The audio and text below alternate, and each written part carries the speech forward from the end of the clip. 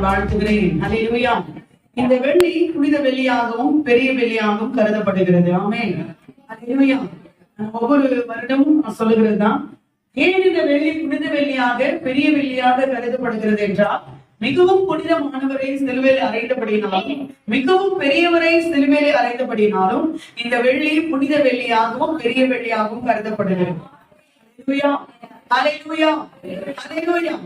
அதாவது சரித்திரத்திலே இப்படிப்பட்ட ஒரு சம்பவம் நடைபெறாவிட்டால் இங்க உட்கார்ந்து இருக்கிற நமக்கு மாத்திரம் இல்லை, இந்த உலகத்துக்கே சரித்திரம் இல்லாமல் போயிருக்கும். அல்லேலூயா. சரித்திரத்திலே இப்படி ஒரு காரியம் நடைபெற்றபடினாலதான் தேவன் நிச்சயமாக நமக்கெல்லாம் சரித்திரத்தை கொடுத்துக்கிறார். அல்லேலூயா. ஆகவே இந்த நாளை நம்ம சிலுவை பாடுகளை நம்ம தியானிக்கிறது உலகமெங்கிலும் கிறிஸ்தவர்களுக்கு வழக்கமா இருக்கிறது. அதற்கு முன்பாக சிறு பிள்ளைகளுக்கு நாம ஜெபிக்கலாம். கரங்களை உயர்த்தி, அன்பின் பரலோக பிதாவே, எங்க சபையில நீங்க கொடுத்துக்கிற சிறு பிள்ளைகளுக்கு நன்றி. இன்றைக்கு இந்த பிள்ளைகள் கற்றுக்கொள்ள போறேன். பாடல், கதைகள், வசனங்களை ஆசிரியங்க. டீச் பண்ற டீச்சர்ஸை நீங்க அபிஷேகத்தை பயன்படுத்துங்க. உங்க நாமம் மட்டும் மகிமைப்படட்டும். இயேசுவின் நாமத்தினாலே ஜெபிக்கிறேன் பிதாவே, ஆமென். பிள்ளைகள் கடந்து போங்க. தெய்வம் உங்களை ஆசீர்வதிப்பாராக. அல்லேலூயா. பரிசுத்த வேதாகமத்தை எடுத்து கொண்டு வந்தவங்க பரிசுத்த வேதாகமத்தை எடுத்து கரங்களுக்கு தலைக்கு நேரா உயர்த்தி ஹல்லேலூயா ஹல்லேலூயா ஹல்லேலூயா. ஓகே, கர்த்தர் உங்களை ஆசீர்வதிப்பாராக. இன்றைக்கு இந்த குட் ஃப்ரைடே சர்வீஸ், இந்த புனித வெள்ளி ஆராதனையில கூட நாம தேவனுடைய வார்த்தையை நாம் தியானிக்க போகிறோம். சிலுவை பாடுகளை இன்னைக்கு நிறைய எல்லா சபைகளிலுமே சிலுவை பாடுகளை தியானிப்பது வழக்கம். ஆகவே நாமும் அப்படி ஒத்த காரியத்தை தான் நம்ம பார்க்க போகிறோம். இன்றைக்கு செய்திக்கு திறவுகோள் வசனமாக ஒரு வசனத்தை நான் எடுத்துக்கொண்டேன். எடுத்து வாசிங்கள். ஆதியாகமத்தின் புஸ்தகம்.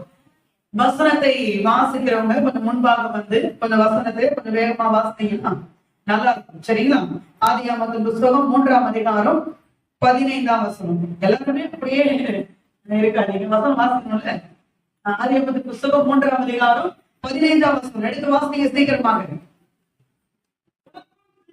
உனக்கும் ஸ்ரீக்கும் உன்னுக்கும் அவள் வித்துக்கும் பகை உண்டாக்குவேன். அவர் உன் தலையை நசுக்குவார், நீ அவர் குதிகாலை நசுக்குவாய். அல்லேலூயா. நீ அவர் குதிகாலை நசுக்குவாய் என்பதற்கு அப்புறம் பார்க்கலாம். சரிங்களா? அதை நம்ம இப்ப பார்க்க போறது இல்லை.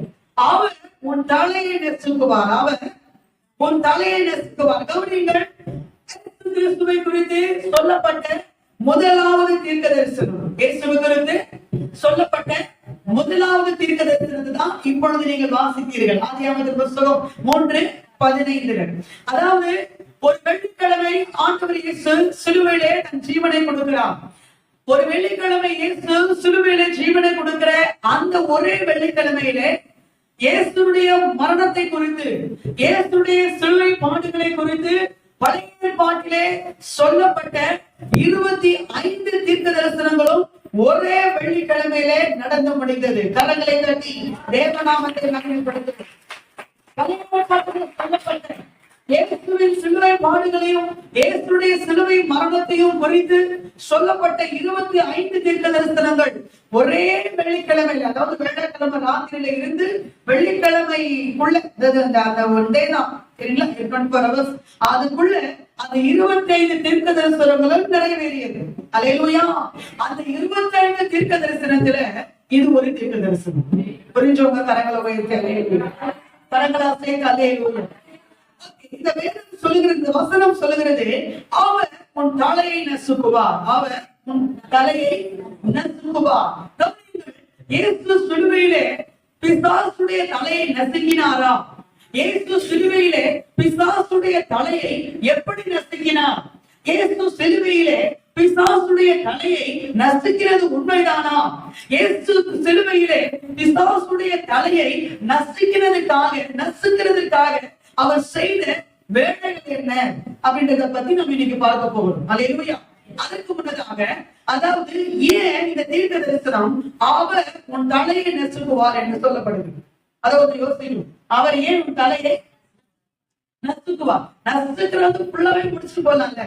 அதே தலையை நசுக்குவேன். இன்னொரு மொழிபெயர்ப்புல போட்டிருக்கு, அவர் உன் தலைக்காக காத்திருக்கு. அவர் உன் தலைக்காக அல்லேலூயா. ஏன் தலையை நசுக்குவார் என்று போடப்பட்டிருக்குன்னா, நல்லா கவனிக்கணும். சாத்தானுக்கு, சர்ப்பத்துக்கு வாயில தான் என்ன இருக்கு? விஷம் இருக்கு. எங்க இருக்கு? வாயில தான் எங்க இருக்கு? விஷம் இருக்கு. ஒவ்வொரு மிருகத்துக்கும் ஒவ்வொரு இடத்துல விஷம் இருக்கு. இந்த தேள் எல்லாம் பாத்தீங்கன்னா கொடுக்குலதான் என்ன இருக்கு? விஷம் இருக்கு. இந்த சர்ப்பத்துக்கு எங்க இருக்கு விஷம்? வாயில. அதுவும் இந்த பல்லு இருக்கு பாத்தீங்களா, சர்ப்பத்துடைய பல்லு, அந்த பற்களுக்கு நடுவுல என்ன இருக்கா? விஷம் இருக்கும். அதனாலதான் நம்ம ஆண்டவர் ஸ்ட்ரைட்டா அங்க குடிச்சாரு. அல்லேலூயா. எங்க குடிச்சாரு? தலைய நெசுக்கிறேன். அல்லேலூயா. ஏன்னா இந்த பல்லுல நடுவுலதான் விஷம் இருக்கு. அதனால இந்த பல்லு, இந்த விஷத்தை நான் எல்லாத்தையும் எடுக்கணும்னு எங்க கை வைக்கணும்? உன் தலைய நெசுக்குனாதான் இந்த வேலை முடியும். அல்லேலூயா. அல்லேலூயா. ஏன்னா இவனுக்கு விஷமே எங்க இருக்குதுன்னா வாயில தான் இருக்கு. எங்க இருக்கு? வாயில தான் இருக்கு. அதே மாதிரி கவனிங்க, இன்னைக்கு பிசாசு நிறைய பேருடைய என்ன சொல்றது, தேவையில்லாத வார்த்தைகள் மூலமாக விஷத்தை கக்கிறோம். ஆமென் சொல்லுங்க. ரோமர் புஸ்தகம் 3ஆம் அதிகாரம் 13ஆம் வசனத்தை வாசிங்க. ரோமர் புஸ்தகம் 3:13. அவன் வாயால தானே எல்லாத்தையும் செஞ்சான். 3:13 வாசிக்கலாமா? ரோமர் 3:13. அவர்கள் தொண்டை திறக்கப்பட்ட பிரேத குழி தங்கள் நாவுகளால் அவர்கள் உதடுகளின் கீழ் பாம்பின் விஷம் இருக்கிறது. என்ன இருக்குதா? பாம்பின் விஷம். உதடுகளுக்கு கீழே என்ன இருக்குதா? பாம்பின் விஷம். இன்னைக்கு நிறைய பேர் வாயை திறந்தாலே விஷத்தை மாதிரி கக்குறாங்கன்னா அதுக்கு என்ன அர்த்தம்னா பிசாசு ஆவி என்ன பண்ணிருக்கிறாங்க, நான் கொஞ்சம் அனுப்பி விட்டுருக்கோம். அல்லேலூயா. பேசினாலே அப்படியே திறக்கப்பட்ட பிரேத குழி மாதிரி தான் பேசுவோம். பாத்திருக்கீங்களா? அல்லேலூயா. வாயை திறந்தாலே விஷத்தை என்ன பண்ணுவாங்க? அப்படியே கக்குவாங்க. பாத்திருக்கீங்களா? வாயை திறந்தாலே என்னத்தை கக்குவாங்க? விஷத்தை அப்படியே கக்குவாங்க. அல்லேலூயா. ஆமா, இது எல்லாத்தையும் ஆண்டவர் ஏற்கனவே எல்லாத்தையும் செஞ்சு முடிச்சார். ஆமென் சொல்லுங்க. அல்லேலூயா. அப்போ இந்த பாயிண்ட்டுக்கு வரலாம். அதாவது ஆண்டவர் சொன்னா உன் தலையை அவர் என்ன பண்ணுவாரா? நசுக்குவார். கவனிங்க, ஏன் ஆண்டவர் தலையை நசுக்குவார்னா அந்த தலையில தான் விஷம் இருக்கு. தலையில தான் என்ன இருக்கு? விஷம் இருக்கு. அல்லேலூயா. அந்த விஷத்தை வந்து வாயால தானே வேலை செஞ்சான். உங்களுக்கு தெரியுமா? ஆதியாகமத்தின் புஸ்தகம் 3ஆம் அதிகாரத்துல அவன் எப்படி வேலை செஞ்சான்? எப்படிங்க வேலை செஞ்சான்? 3ஆம் அதிகாரம் 1ஆம் வசனத்துல பாருங்க. அவன் என்ன சொல்றான்? தேவன் சொன்னது உண்டோன்னு சொல்றான். அல்லேலூயா. தேவன் சொல்லாதத சொன்னதாக சொல்றான் பாருங்க. தேவன் சொல்லாதத அவர் என்ன சொன்னாரு? ஒரே ஒரு மனுஷத்திற்கு கனியை மட்டும்தான் சாப்பிடக்கூடாதுன்னு சொன்னாங்க. ஆனா அவன் எப்படி சொல்றான்? எல்லாத்தையும் சாப்பிடக்கூடாதுன்னு சொல்றானா? எல்லாத்தையும் சாப்பிடக்கூடாதுன்னு சொன்னாரோ சொல்லனா? அப்போ தேவன் சொல்லாதத சொன்ன மாதிரி சொல்ற பாருங்க. விஷத்தை எப்படி கக்கறான் பாருங்க. விஷத்தை எப்படி கக்கறான் பாருங்க. அதே 3ஆம் அதிகாரம் 2ஆம் வசனத்துல இருந்து 5ஆம் வசனம் வரைக்கும் பாருங்க. அப்படிலாம் இல்ல, நீங்க இந்த பழத்தை சாப்பிட்டீங்கன்னா உங்க கண்ணு என்ன ஆயிடும்? திறக்கும். அப்படின்னா என்ன அர்த்தம்? அவன் என்ன விஷயத்த அங்க கிரியேட் பண்ணி பேசுறான் தெரியுமா? என்ன விஷயத்த சொல்றான் தெரியுமா? அதாவது ஆண்டவருக்கு, தேவனுக்கு அவரை போல நீங்க ஆகிறது அவருக்கு விருப்பம் இல்லை. அவரை போல நீங்க ஆகிறது அவருக்கு என்ன இல்ல? விருப்பம் இல்லைன்ற ஒரு செய்திய அழகா கிரியேட் பண்ணி என்ன பண்றான்? பேசுறான். பாத்தீங்களா? அல்லேலூயா. ஆமே. ஒரு தப்பான காரியத்தை என்ன பண்றான்? ஆண்டவர் அப்படி நினைக்கவே இல்லை. ஏன்னா ஒரு முட்டாள். ஆதியாகமத்தின் புஸ்தகம் 1ஆம் அதிகாரம் 27ஆம் வசனத்திலே தெளிவாக போடப்பட்டிருக்கிறது. தேவன் தமது சாயலின்படியும் தமது ரூபத்தின்படியும் மனுஷனை சிருஷ்டித்தார். அல்லேலூயா. இருக்குதுங்களா உங்க பைபிள்ல? அப்ப கவனிங்க. அப்ப தேவன் அவருடைய சாயலாகத்தான் மனுஷனை உண்டாக்கி வைக்கிறார். ஆனா இவன் பொய்யான ஒரு விஷயத்தை என்ன பண்றாங்க? விஷத்தை எப்படி கக்கறான் பாருங்க. விஷத்தை இப்படி கக்கறா பாருங்க. அதையும் நம்மால நம்புச்சு.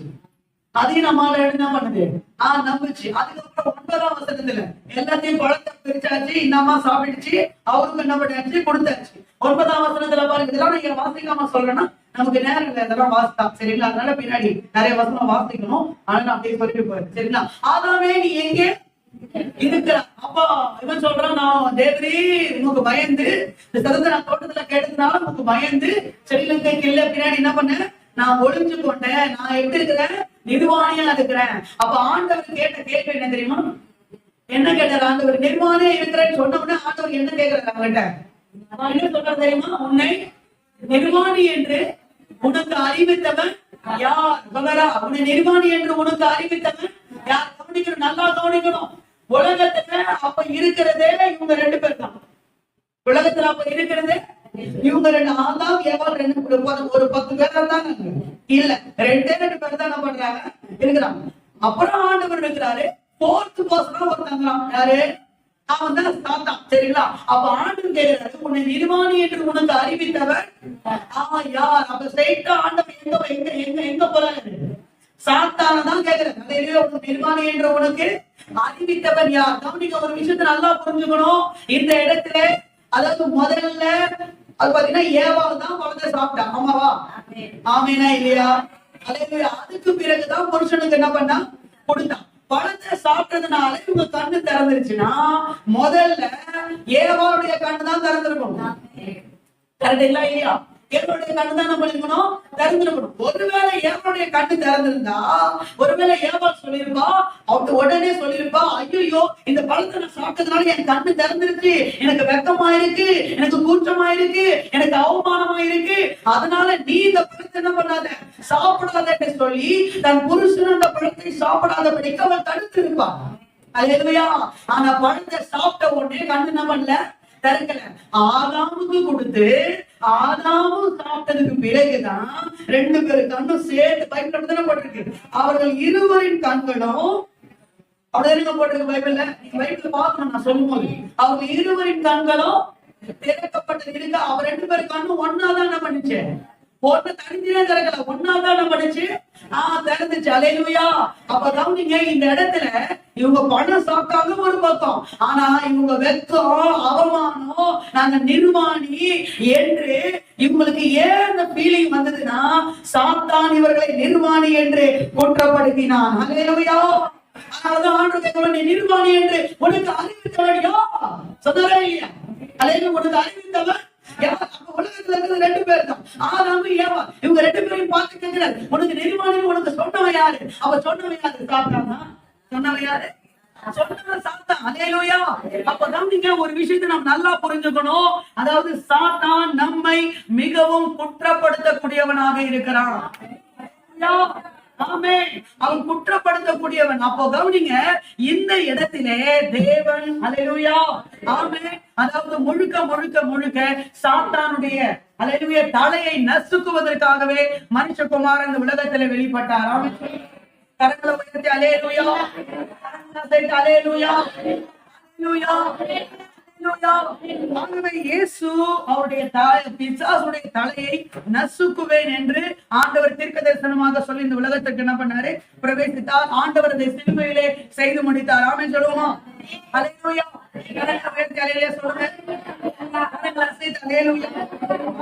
அப்படியே செய்து முடித்தார். செய்து முடித்தாரா? ஆமென். நிச்சயமாக தேவன் அதை அப்படியே என்ன பண்ணாரு, செய்து முடித்தார். ஓகே. இயேசு அதாவது சாத்தானுடைய தலையை சிலுவையிலே எப்படி நசுக்கினார்?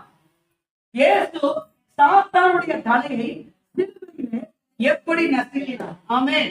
அல்லேலூயா. மூன்று விதமான காரியங்களிலே இயேசு சாத்தானுடைய தலையை சிலுவையிலே நசுக்கினார். ஆமென். அதான் நம்ம பார்க்க போறோம். பார்க்கலாமா? ஆண்டவர் நம்ம இடத்துல பேசுவாரா? நம்ம இடத்துல பேசுவாரா? அல்லேலூயா. தேவன் நிச்சயமா நம்ம இடத்துல பேச அவர் உண்மை உள்ளவரா இருக்கிறார். ஆமென். அல்லேலூயா. சிலுவையிலே மூன்று விதமான காரியத்திலே ஆண்டவர் பிசாசுடைய தலையை நசுக்கினார். அதுக்கு முன்னாடி நீங்க ஒரு விஷயத்தை புரிஞ்சுக்கணும். எல்லாரும் எடுத்துக்கொள்ளுங்க. ஏசாயா தீர்க்கதரிசன புஸ்தகம் 11ஆம் அதிகாரம் 4ஆம் வசனம் வாசிங்க. ஏசாயா தீர்க்கதரிசன புஸ்தகம் 11:4 வாசிக்கலாமா? 11:4. சரி.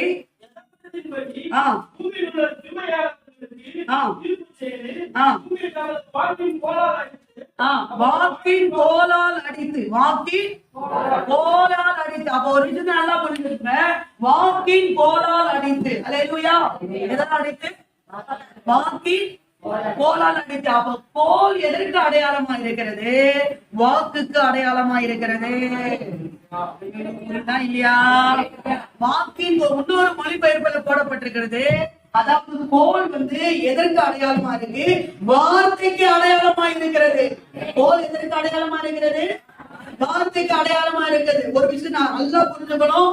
கோல் என்பது தேவனுடைய வார்த்தை. அல்லேலூயா. வார்த்தையும் அவருடைய கோலும் ஒன்று. இந்த கோலதான் கர்த்தர் மோசே கிட்ட கொடுத்து அமைச்சார். ஆமென் சொல்லுங்க. யாத்திராகமத்தின் புத்தகம் 4ஆம் அதிகாரம் எல்லாருக்கும் தெரியும். யாத்திராகமத்தின் புத்தகம் 4ஆம் அதிகாரத்துல ஆண்டவர் மோசேக்கு அதாவது பாத்தீங்கன்னா ஒரு சிலர் சொல்றாங்க ஆண்டவர் மோசே கிட்ட கோல் கொடுத்தாருன்னு, சிலர் சொல்றாங்க மோசே கிட்ட ஒரு கோல் இருந்துச்சு, அந்த கோல் தான் ஆண்டவர் என்ன பண்ணாரு, நம்முடைய வார்த்தை எழுதி என்ன பண்ணாரு, அனுப்புனாரு அப்படின்னு சொல்றாங்க. எதுவாக ஆண்டவர் கொடுத்ததா இருக்கட்டும், இல்ல மோசடில இருந்த போக இது என்ன கிளியர் நமக்கு தெரியல. இதெல்லாம் அங்க போய் தான் கேட்கணும் ஆண்டவர்கிட்ட. மறைவானவர்கள் கர்த்தருக்குரியவை, அலேலூயா. எல்லாமே நமக்கு வெளிப்படாது. என்ன சொல்றது, அலேலூயா எது வேணாலும் இருக்கட்டும். ஆனா இந்த கோல் என்னவா மாறிச்சுன்னா தேவனுடைய வார்த்தையா மாறிச்சு. அலேலூயா. இந்த வார்த்தையை தான் கோலாக மாத்தி ஆண்டவர் இந்த கோலுல அவருடைய வார்த்தையை எழுதி ஆண்டவர் மோசடியில எகத்துக்கு என்ன பண்ணாரு, அனுப்பி விட்டார். அலேலூயா. இப்ப சொல்லுங்க, வார்த்தையும் கோலும், வார்த்தையும் கோலும் ஒன்றாக, இந்த பக்கம் வார்த்தையும் கோலும் ஒன்றாக இருக்கிறது. அல்லேலூயா. இந்த விஷயத்தை நல்லா புரிஞ்சுங்க. இப்ப நம்ம வர போறோம். இயேசு சிலுவையில சாத்தானுடைய தலையை எப்படி நசுக்கினார்?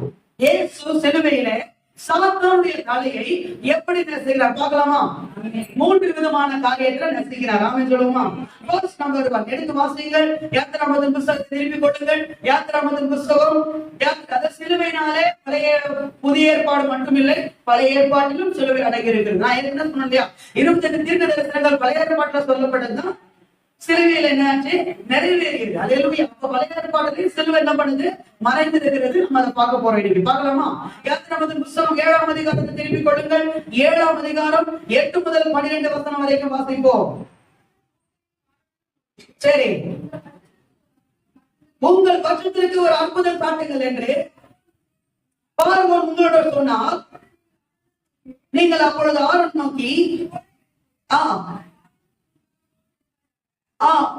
போதை எடுத்து அதை பார்வோனுக்கு முன்பாக போதை என்பாயாக, அது சர்ப்பமாகும். கவனிங்க, ஆண்டவர் சொல்லி இருந்தார். கவனிக்கணும் எல்லாரும்.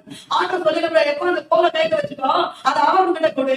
அவன் கேட்பான், பார்வோன் கிட்ட நீங்க 2 பேரும் போங்க. அதாவது ஆரோனும் மோசேயும் இப்பதான் பார்வோனுக்கு முன்னாடி ஃபர்ஸ்ட் டைம் என்ன பண்றாங்க, பிரசன்ட் ஆகுறாங்க. இதான் ஃபர்ஸ்ட் டைம். சரிங்களா? நீங்க போங்க. அப்ப அவன் கேட்பான், கண்டிப்பா உங்கள் பட்சத்துல ஏதாவது ஒரு அற்புதம் என்ன பண்ணு, நான் காட்டுன்னு சொல்லுவான். அப்ப இந்த கோலை என்ன பண்ணு, அது கீழே போடு.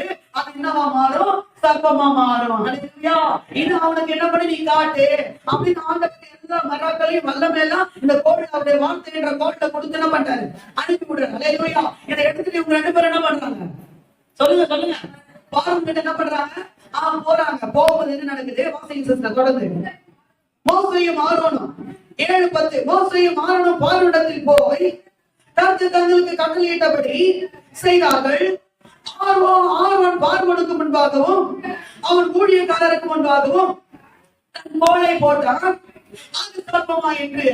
தன் கோலை என்ன பண்ணா, போட்டான். அது உடனே என்ன ஆயிடுச்சு, சர்ப்பமாயிற்று. அப்பொழுது பார்வோன் சாஸ்திரிகளையும் சூழியக்காரரையும் அனுப்பித்தான். எகிப்தின் மந்திரவாதிகளும் தங்கள் மந்திர வித்தையினாலே அப்படி செய்தார்கள். உடனே அவன் என்ன பண்றான், அவன் மந்திரம் பண்றான், சூழியம் பண்றான், எல்லாரும் என்ன பண்றான், அவன் கூப்பிடுறான். அவங்க அவங்கள கூப்பிடுறான். செய்ய முடியுமா, நான் என்ன பண்றேன், நானும் செய்யற பாருங்க அப்படின்னு அவன் என்ன பண்றான், அவன் கூப்பிடுறான். அவன் கூப்பிட்டு அவங்களா வந்து அவங்க என்ன பண்றாங்க, அவங்க ஒரு கோலத்துக்கு என்ன பண்றாங்க, கீழே போடுறாங்க. அது போல உடனே என்ன ஆகுது, சர்வமா மாறுது. அல்லேலூயா, அல்லேலூயா, அல்லேலூயா. அதாவது இவனுக்கு என்னன்னா, நீதான் கோல் என்ற வார்த்தையை வச்சு நீ வெஸ்டர்ன்ற ஒரு சர்ப்பத்தை உண்டாக்க முடியுமா, நானும் என்ன பண்ணுவேன், கோல் என்ற என் வார்த்தை சொல்றான், நானும் கோல் என்ற என் வார்த்தையை வச்சு என்னுடைய விஷத்தை நான் கத்துவேன். அல்லேலூயா. என்னுடைய விஷத்தை என்ன பண்ணுவேன், நான் கத்துவேன். சாத்தானும் ஒரு கோலை போட்டு, மந்திரவாதிகளும் ஒரு கோலை போட்டு, சூரியக்காரனும் ஒரு கோலை போட்டு ஒரு சர்ப்பத்தை என்ன பண்றாங்க, அவங்களும் உண்டாக்குறாங்க. அல்லேலூயா. அப்ப என்னது, இவனும் சர்ப்பத்தை உண்டாக்குறான், அவங்களும் என்ன பண்றாங்க, சர்ப்பத்தை உண்டாக்குறாங்க. அப்ப எப்படி அப்படின்னு பாத்தீங்கன்னா அடுத்த வசனம் படிங்க. அவர்கள் ஒவ்வொருவனாக தன் கோலை போட்ட பொழுது அவைகள் சர்ப்பங்கள் ஆகின. அல்லேலூயா. அவனும் கோலை போடுறான், அதுவும் என்ன ஆகுது, சர்ப்பங்கள் ஆகின. நல்லா எல்லாம் கவனிக்கணும், கவனிக்கணும், கவனிக்கணும். ஆரோனுடைய கோலோ அவர்களுடைய கோள்களை விழுங்கிட்டு கரங்களை தட்டி தேவநாமத்தை மகிமைப்படுத்துவோம். அல்லேலூயா. ஹல்லேலூயா, ஹல்லேலூயா. கவனியுங்கள், ஆரோன் போட்ட தேவனுடைய வார்த்தை என்கிற கோலினாலே உண்டாக்கப்பட்ட சர்ப்பமானது சூனியக்காரர்களும் மந்திரவாதிகளும் கோலை போட்டு உண்டாக்கின சர்ப்பங்களை விழுங்கி விட்டது. ஹல்லேலூயா, ஹல்லேலூயா. நீங்கள் என்ன சொல்ல விரும்புகிறேன்? இந்த சம்பவத்தை தான் இயேசு சிலுவையிலே செய்தார். இந்த அதே சம்பவத்தை இப்பொழுது எகிப்திலே நீங்கள் வாசித்த இந்த சம்பவத்தை இயேசு சிலுவையிலே செய்து முடித்தார். ஆமென். எப்படி செய்தார்? கவனிங்கள். இயேசு அவர் வார்த்தையாக இருக்கிறார். ஆமென் சொல்லுங்க. இயேசுவுடைய அந்தவர் இருக்கிறாரே, வார்த்தையாக இருக்கிறார். அவர் சிலுவையிலே எல்லா விதமான சாபங்களை ஏற்றுக்கொண்டு அவர் சிலுவையிலே தொங்கிக் கொண்டிருக்கிறார். ஆமென் சொல்லுங்க. எப்படி மந்திரவாதிகள் சூனியக்காரர்கள் உண்டாக்கின அந்த கோல்கள் மூலமாக வந்த அந்த சர்ப்பங்கள் எல்லாம் இந்த சர்ப்பம் என்ன பண்ணுச்சு? விழுந்துச்சா? அப்ப கவனிக்கணும். அதாவது மோசே ஆரோன் உண்டாக்கின அந்த சர்ப்பம் மந்திரவாதிகள் உண்டாக்கின சர்ப்பத்தை எல்லாம் வெளியிடுச்சு. அப்ப ஒரு சர்ப்பம் பல சர்ப்பத்தை உள்ள என்ன பண்ணிடுச்சு? வெளியிடுச்சு. அப்ப அந்த ஒரு சர்ப்பத்துக்குள்ள நிறைய விஷயம் அடங்கி இருக்கு. ஆமாவா? அந்த ஒரு சர்ப்பத்துக்குள்ள நிறைய விஷயம் நம்ம அடங்கி இருக்கு. அதே போலதான் இயேசு நமக்காக சிலுவையில வெண்கல சர்ப்பமாகி இந்த உலகத்தில் இருக்கிற எல்லா விதமான அந்த சர்ப்பங்களுடைய அந்த விஷயங்களை அவர் தன்னுடைய சரீரத்திலே ஏற்றுக்கொண்டார். அவர் தன்னுடைய சரீரத்திலே ஏற்றுக்கொண்டார். அல்லேலூயா. அவர் தன்னுடைய சரீரத்திலே ஏற்றுக்கொண்டார். இப்பொழுது மந்திரவாதிகளும் முடியல. இப்பொழுது மந்திரவாதிகள் சூனியக்காரர்களும் உண்டாக்கப்பட்ட அந்த சர்ப்பத்தை இந்த சர்ப்பம் நம்பிடுச்சு, விடுதலிச்சு. அதே போல இயேசு அந்த சர்ப்பத்தினுடைய அந்த வலு சர்ப்பம், ஆதி சர்ப்பம் அந்த வலு சர்ப்பத்தினுடைய அந்த விஷத்தை இயேசு சிலுவையிலே அவர் வாங்கி கொண்டார். அல்லேலூயா. இப்பொழுது சாத்தான் யோசிக்கிறான், பரவாயில்ல, நான் செய்ய வேண்டிய வேலையை நீயே செஞ்சுட்ட, என்னுடைய விஷத்தை நீ வாங்கிட்ட, என்னுடைய விஷத்தை நீயே என்ன பண்ணிட்ட, ஏத்துக்கிட்ட. நான் இந்த உலகத்துல என்ன செஞ்சு இந்த ஜனங்களை மரணத்துக்கு, இந்த ஜனங்களை நரகத்துக்கு, பாதாளத்துக்கு கொண்டு போக வேண்டும் நினைச்சனோ, எந்த ஒரு விஷத்தை வச்சு இந்த ஜனங்களை நான் அழிக்க நினைச்சனோ அந்த விஷத்தை நீயே வாங்கிட்ட. இப்ப நான் செய்ய வேண்டிய வேலையை நீயே என்ன பண்ணிடுவ, நீயே செஞ்சிடுவேன்னு சொல்லி சாத்தான் ஒரு நிமிஷம் அப்படியே சிலுவையில இயேசு அந்த சர்ப்பத்தினுடைய அந்த விஷத்தை வாங்கி விழுங்கின பிறகு சாத்தான் ஒரு நிமிஷம் அப்படியே கொண்டாடுனான். சாத்தான் ஒரு நிமிஷம் என்ன பண்ணா, அப்படியே கொண்டாடுனான். இவர் எல்லா விஷத்தை வாங்கிட்டாரு, இவர் விழுங்கிட்டாரு. இப்ப இவர் என்ன செய்ய போறாரு? தன் வாயை திறந்து இந்த ஜனங்களை சபிக்க போறாரு.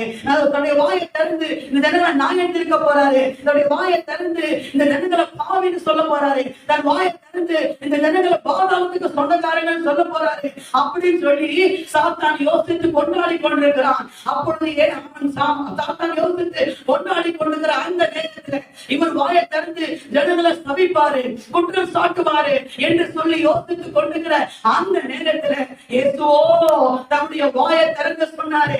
எல்லா விஷயங்கள் அவர் ஏற்றுக்கொண்ட பிறகு, இந்த உலகத்துடைய மனுக்குழுக்களுடைய எல்லா பாவங்களை இயேசு தன் சரீரத்தில் ஏற்றுக்கொண்ட பிறகு அவர் வாயை திறந்து சொல்கிறார். என்ன சொல்கிறார்? பிதாவே, இவர்களுக்கு மன்னியும், தாங்கள் செய்கிறது என்னதென்று இவர்கள் அறியாதிருக்கிறார்களே. இவருடைய பாவங்களை, இவருடைய குற்றங்களை, இவருடைய தவறுகளை மன்னியும் பிதாவே என்று சொல்லி மன்னிப்பின் வார்த்தையை, மன்னிப்புடைய சத்தத்தை, மன்னிப்பின் வசனத்தை இயேசு பேசினதினாலே பிசாசு அந்த இடத்துல தோற்று போனவனாய் இருந்தான். இயேசுவோ மரணத்துடைய வில்லத்தை இயேசு முழுவதுமாக விடுவித்து விட்டார். இயேசுவின் நாமத்தில். அல்லேலூயா, அல்லேலூயா. கிருபை சந்தோஷமா. இவ்வளவு நல்ல ஆண்டவர் நம்முடைய ஆண்டவர். அவன் நினைச்சான் விஷத்தெல்லாம் வாங்கிட்டாரு. என்ன பண்ணிட்டாரு? விஷத்தெல்லாம் விஷத்தெல்லாம் இவர் என்ன பண்ணிட்டாரு? வாங்கிட்டாரு. இவர் என்ன பண்ண போறாரு? இப்போ விஷத்தை வச்சு என்ன பண்ண போறாரு? ஜனங்களை சமைக்க போறாரு. நான் பண்ண வேண்டிய வேலை இவர் பண்ண போறது அப்படின்னு அவன் கொஞ்சம் அப்படியே கொண்டாடுனா, அவன் கொண்டாட்டத்தின் மேல ஒரே அடி போட்டவன் தலையை நசுக்கினான். என் ஆண்டவர் சிலுவையிலே தேவன் நாமத்தை தேவன் நாமத்தை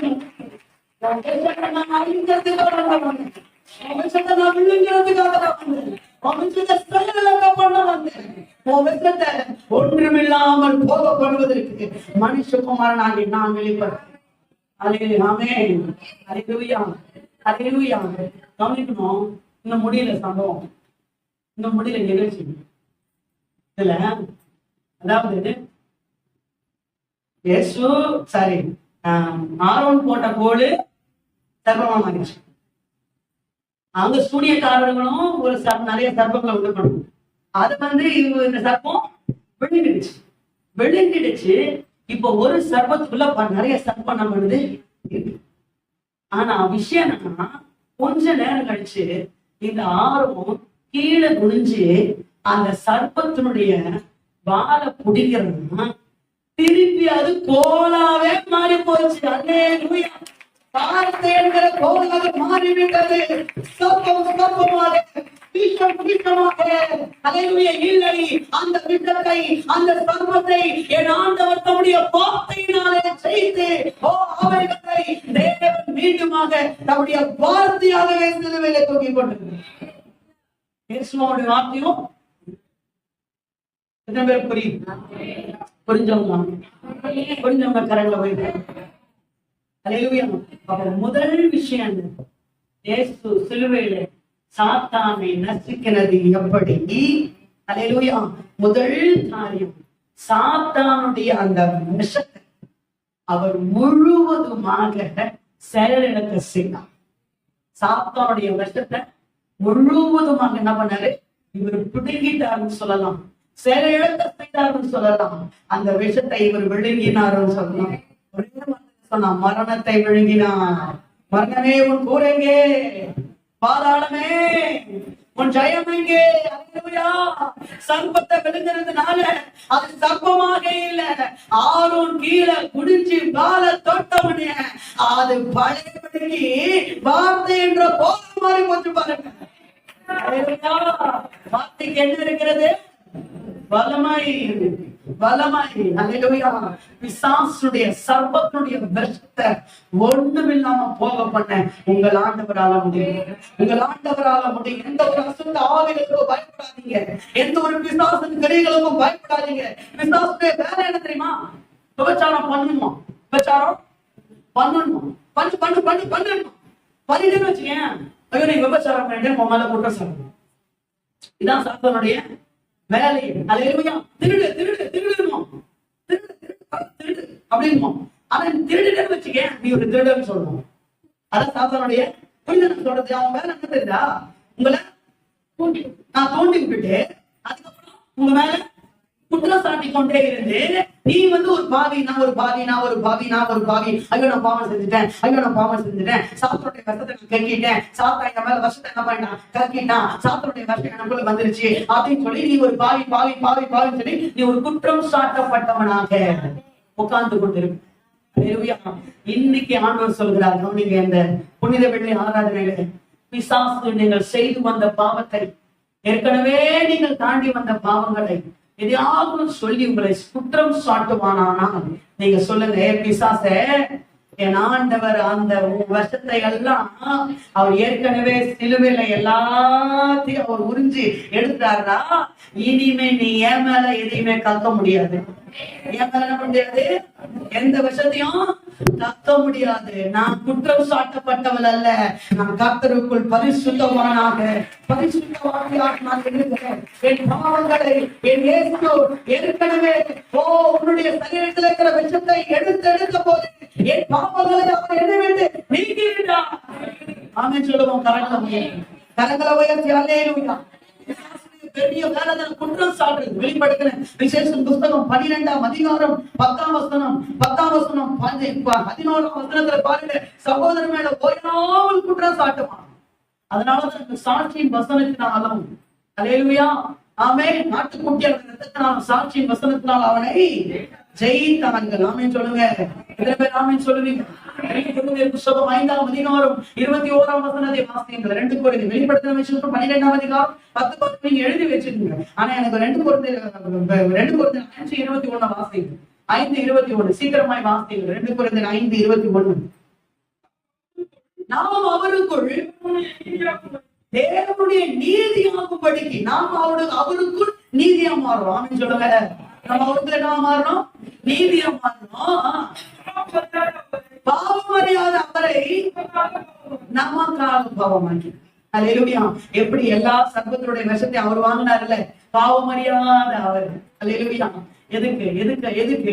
அவருடைய நீதியில நமக்கு பங்கு கிடைக்கிறதுக்காக, அவருடைய ஐஸ்வர்யத்தை நமக்கு பங்கு கிடைக்கிறதுக்காக, அவருடைய இரக்கத்துல நமக்கு பங்கு கிடைக்கிறதுக்காக. அப்ப இயேசு சிலுவையில சாத்தானை நசுக்கின முதல் நாள் என்னது? சாத்தானுடைய சர்ப்பத்தினுடைய விஷத்தை என்ன பண்ணாரு? சேழக்க செஞ்சுட்டாரு. கையை தட்டி அவனுடைய நாமத்தை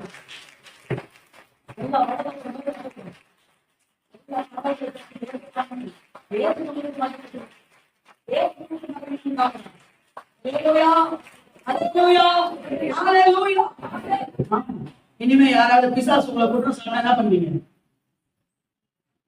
என்ன பண்ணுவீங்க?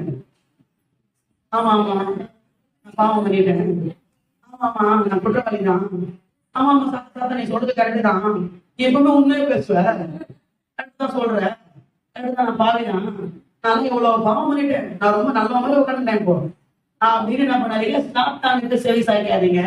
சாத்தான்கிட்ட சொல்லுங்க, என் சாத்தானே உன் விஷத்தை எல்லாம் நீ ஏன் மேல கற்க முடியாது, உன் விஷத்தை என் ஆண்டவர் சிலுவையில ஏற்கனவே அவர் எடுத்து உன் தலையை என்ன பண்ணிட்டாரு?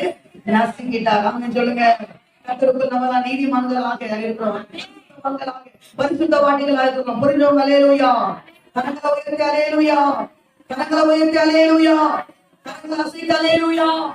ஆண்டவர் எல்லா சர்ப்பத்தின் விஷத்தை அவர் வாங்கின உடனேயே கவனிங்கள், அவர் அந்த விஷத்தை ஜனங்கள் மேல கக்கல, அதற்கு மாறாக நேசத்தை கக்கினார், பாசத்தை கக்கினார், அன்பை கக்கினார், இரக்கத்தை கக்கினார். அல்லேலூயா. அந்த இரக்கத்துலதான் நீங்கள் நானே உட்கார்ந்துருக்கோம். கையை தட்டி தேவநாமத்தை மகிழ்ந்து. நம்பர் 2, இரண்டாவது, இயேசு சிலுவையில சாத்தானின் தலையை நசுக்கினது எப்படி? வாசிங்க, எடுத்துக்கொள்ளுங்க. யாத்திராகமத்தின் புத்தகம் 7ஆம் அதிகாரம் 14 முதல் சில வசனங்களை வாசிப்போம். 14 முதல். சரி. பார்வோன் இருதயம் கடினமாயிற்று, ஜனங்களை விடமாட்டேன் என்பான். சரி, எப்போ பார்வோனிடத்திற்கு அப்போ எப்ப போனோம்? காலமே. எப்ப போனோம்?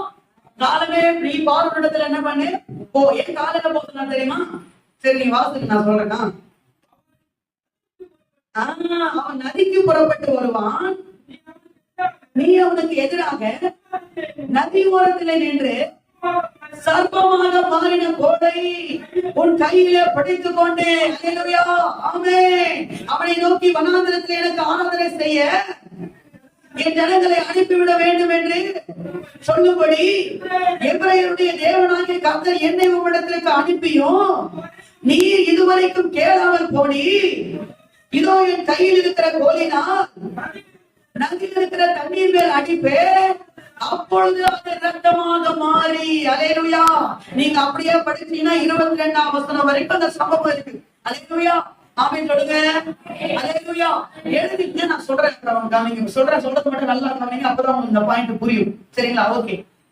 எகிப்து என்பது ஒரு இருளின் சாம்ராஜ்யம். எகிப்து என்பது ஒரு இருளின் சாம்ராஜ்யம். அந்த இருளின் சாம்ராஜ்யத்துக்கு யார் அதிகாரி என்றால் பார்வோன் தான். கரெக்டுங்களா? அந்த எகிப்துல அதிகமான மழை பெய்யாது. அதற்கு ஆனாலும் எகிப்து செழிப்பாக இருக்கும். அதுக்கு காரணம் இப்ப நீங்க வாசிச்ச நைல் நதி தான். அது காரணம் நைல் நதி. கிட்டத்தட்ட 1000 கிலோமீட்டர் அளவுக்கு அந்த நதியானது இருக்குமா? எவ்வளோ? 1000 கிலோமீட்டர் அளவுக்கு அந்த நைல் நதியானது அவ்வளவு பெரிதாக என்ன பண்ணுமா இருக்கும். அந்த நைல் நதி மிகவும் சுத்தமாக இருக்கும், நல்ல நதி. அதாவது பாத்தீங்கன்னா அது தண்ணீர் ரொம்ப பிரவாகித்து ஓடும். தண்ணீர் ரொம்ப பிரவாகித்து மிகவும் வேகமாக ஓடிக்கொண்டிருக்குமா அந்த நதியில. கர்த்தர் சொல்றார், அந்த நதி முழுவதுமாக, அந்த நதியும் அந்த நதியில பிரவாகித்து ஓடுகிற அந்த தண்ணீரும் எதற்கு சமமாக இருக்குதுன்னா, நீங்க வாசிங்க ஏசாயா தீர்க்கதரிசன புத்தகம் 57ஆம் அதிகாரம் 20ஆம் வசனத்தையும், வெளிப்படுத்தின விசேஷம் 17ஆம் அதிகாரம் 15ஆம் வசனத்தை வாசிங்க. ஏசாயா 57:20 வாசிங்க. துன்மார்க்கரோ கடலை போல் இருக்கிறார்கள். கடலை போல என்ன பண்றாங்க? இருக்கிறார்கள். அது அமர்ந்திருக்க கூடாமல் ஜனங்களின் சேற்றையும் அழுக்கையும் தரையில் ஒதுக்குகிறது. அல்லேலூயா. அப்ப அந்த நைல் நதியானது எதற்கு அடையாளமா இருக்குன்னா, துன்மார்க்கமான ஜனத்திற்கு அடையாளம். அது அந்த எகிப்து ஜனங்கள் யாரு? எல்லாரும் யார் தான்? துன்மார்க்க. அவங்களாம் யாரு? துன்மார்க்கமான ஜனத்திற்கு அடையாளமா இருக்கிறது. வெளிப்படுத்தின விசேஷம் 17-15 வாசிங்க. எடுக்கலையா? 17-15. அந்த வேசி உட்கார்ந்து இருந்த தண்ணீர்,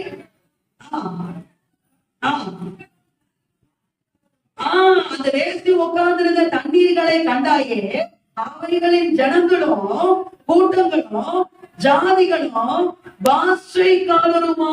அல்லேலூயா. அப்ப அந்த உட்கார்ந்து இருந்த தண்ணி எதுக்கு அடையாளமா இருக்குதுன்னா, ஜாதி, ஜனம், பாஷைக்காரர். அப்ப ஒரு குறிப்பிட்ட ஜனம், அந்த ஜனத்துக்கு ஒரு பேர்னா துன்மார்க்கரு ஜனம். புரியுதுங்களா? புரிஞ்சுங்களாமே. அல்லேலூயா. இப்ப நான் சொல்லிட்டு வரேன். இப்போ அந்த நைல் நதியில பார்வோன் எப்படி இருக்கும்? பார்வோன் காலமே போயிடுவான். காலமே எதுக்கு போவான்?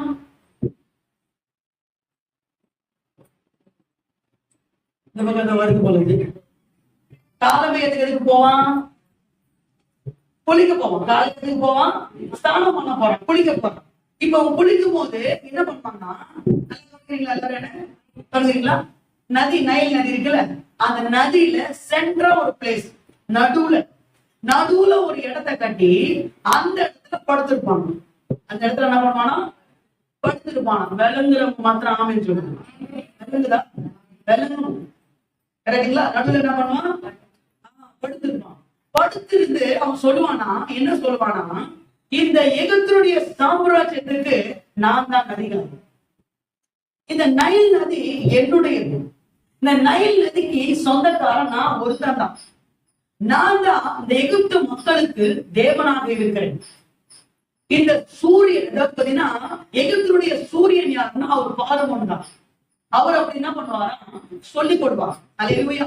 அப்போ அவன் தனக்கென்று ஒரு ஆளுகை அந்த இடத்துல என்ன பண்ணிருந்தான்? வச்சிருந்தான். கரெக்டுங்களா? இதத்தான் கவனிங்க. எசேக்கியேல் தீர்க்கதரிசன புத்தகம் 29ஆம் அதிகாரத்துக்கு திருப்பிக் கொள்ளுங்கள். எசேக்கியேல் தீர்க்கதரிசன புத்தகம் 29ஆம் அதிகாரம் 3-5 வசனங்கள் வரைக்கும் வாசிங்கள். எசேக்கியேல் 29 3-5. கர்த்தராகிய ஆண்டவர் சொல்லுகிறார், எகிப்தின் ராஜாவாகிய பார்வோனே, எல்லாரும் கவனிக்கிறீங்களா வசனத்தை? கவனிக்கிறீங்களா? ஆமென். எகிப்தின் ராஜாவாகிய பார்வோனே, நீ உன் நதிகளின் நடுவே படுத்துக்கொண்டு, நான் சொன்னல, நதிகளின் நடுவே என்ன பண்ணுவானா? படுத்துக்கொண்டு, என் நதி என்னுடையது, என் நதி சொல்லல, அவன் நதி என்னது? என்னுடையது சொல்லுவான். என் நதி என்னுடையது, அதை எனக்காக உண்டு பண்ணினேன், நான் இதை எனக்காக என்ன பண்ணேன்? உண்டு பண்ணினேன் என்று சொல்லுகிற பெரிய முதலையே, இதோ நான் உனக்கு விரோதமாக வந்து. அல்லேலூயா. அப்ப அந்த பார்வோன் எதற்கு அடையாளமா இருக்கிறான்? முழுக்க சாத்தானுக்கு அடையாளமாக இருக்கிறான்.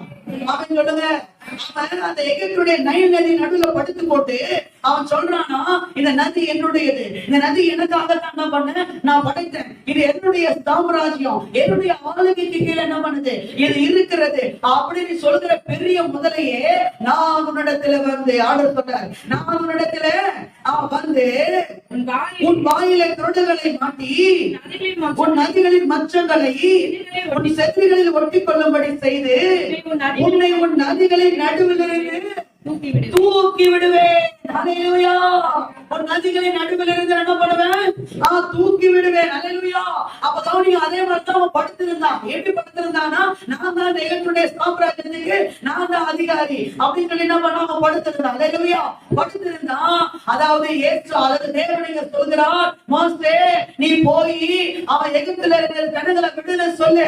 அவன் விட மாட்டான். நீ உடனே இந்த கோலை என்ன பண்ணு, அந்த நைல் நதியில ஒரு அடி என்ன பண்ணு, நீ அடிச்ச மாத்திரத்துல அந்த எது அவனுக்கு சாம்ராஜ்யம் சொன்னானோ, எது என்னுடையது சொன்னானோ, எது எனக்காக சொன்னானோ, எது என்னுடைய ஆளுன்னு சொன்னானோ, அந்த தண்ணி ஒரே நிமிஷத்துல ரத்தமாக மாறும். கரங்களை காட்டி தேவனுடைய நாமத்தை மகிமைப்படுத்துவோம். அல்லேலூயா. அந்த தண்ணி என்னவாக மாறுகிறது? ரத்தமாக மாறுகிறது. இந்த காரியத்தை தான் இயேசு சிலுவையிலே செய்து முடித்தார். அல்லேலூயா. அந்த தண்ணீர் ரத்தமா கவனிக்க முடியல என்ன சம்பவம். கவனிங்க, அந்த தண்ணீர் ரத்தமா மாறின உடனே இவன் என்ன செய்யறான், தண்ணி தானே இருக்குது, திடீர்னு எழுது ரத்தமா மாறின்னு சொல்லி அலறி அடிச்சுக்கிட்டு என்ன பண்றான், அதுல இருந்து வெளியே என்ன பண்றான், ஓடி வரான். அல்லேலூயா. இரண்டாவது, நம்முடைய ஆண்டவர், அதாவது இயேசு சிலுவையில செய்த இரண்டாவது காரியம் என்னவென்றால், தன்னுடைய ரத்தத்தினாலே பிசாசின் ஆளுகையை விரட்டி தன்னுடைய ஆளுகைக்கு நேராக கொண்டு வந்தார். அல்லேலூயா சொல்லுமா, அல்லேலூயா சொல்லுமா, அல்லேலூயா சொல்லுமா. இந்த வசனம் முடியல, வாசிமா அந்த வசனத்தை. தூக்கி விடுவேன் உன் நதிகளின் மச்சங்கள் எல்லாம் உன் செல்லிகளில் ஒட்டி கொண்டிருக்கும், உன்னையும் உன் நதிகளின் எல்லா மச்சங்களையும் வனாந்திரத்திலே போட்டு விடுவேன். ரெடி போடுவாரான வனாந்திரத்தில போட்டு விடுவேன். வெட்ட வழியிலே நீ விழுவாய், நீ சேர்த்து கொள்ளப்படுவதில்லை. ஏன் சொன்னது, சாத்தா என்னைக்குமே மனம் திரும்ப மாட்டான். கேட்டீங்களா? சாத்தா என்னைக்குமே மனதில் நீ சேர்த்துக் கொள்ளப்படுவதில்லை. ஒரு மனுஷனை கொடுத்து சொல்லு, சாத்தானை கொடுத்து சொன்னது. அதே சாத்தா தான் என்னைக்குமே என்ன பண்ண மாட்டான், மனதில் மாட்டான். நீ சேர்த்துக் கொள்ளப்படுவதில்லை. உன்னை பூமியின் மிருகங்களுக்கும் ஆகாயத்தின் பறவைகளுக்கும் இரையாக நான் கொடுப்பேன். அல்லேலூயா, அல்லேலூயா, அல்லேலூயா. ஆமென். இந்த சம்பவத்தை தான் இயேசு சிலுவையிலே நமக்காக செய்து முடித்தார். எந்தெந்த இடத்துல எல்லாம் கவனிங்க.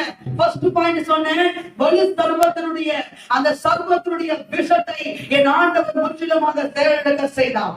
இரண்டாவது, அந்த பிசாசு ஏற்கனவே பண்ணி வைத்திருந்த எல்லா ஆளுகை, ஒரு சில இடங்கள் அவன் கண்ட்ரோல் இருக்குல்ல, அவருடைய ஆளுகை இருக்குல்ல, அந்த ஆளுகை எல்லாத்தையும் இயேசு தம்முடைய ரத்தத்தை சிந்தி அந்த ஆளுகையை நமக்கு சொந்தமான ஆளுகையாக இயேசு சிலுவையிலே மாற்றி வைத்தார். ஆமென் சொல்லுங்க.